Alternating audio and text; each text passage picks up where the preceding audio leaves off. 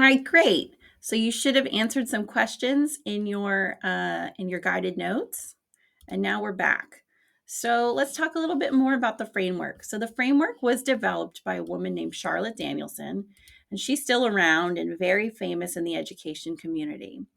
She created this framework, which essentially amounts to a rubric for quality teaching, because she felt like teachers, were often unsure of what principles we're looking for, or maybe didn't have the background information to determine effective teaching, and were kind of just going through their teaching careers blindly.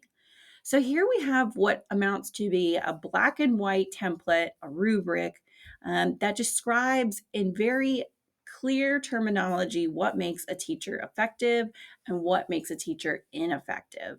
This is based on the constructivist form of teaching, which means that students are activating their own knowledge and developing their own information.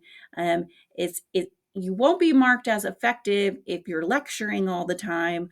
Rather, this is focused on student-centered learning, so social learning where students are learning alongside and from each other. It's based on strong bodies of research, so we know that this is what helps our students learn and achieve at higher rates, and it's aligned to the InTask standards. And if you want to learn a little bit more about what the InTask standards are, you can click this hyperlink and it'll take you to the website and you can review them here.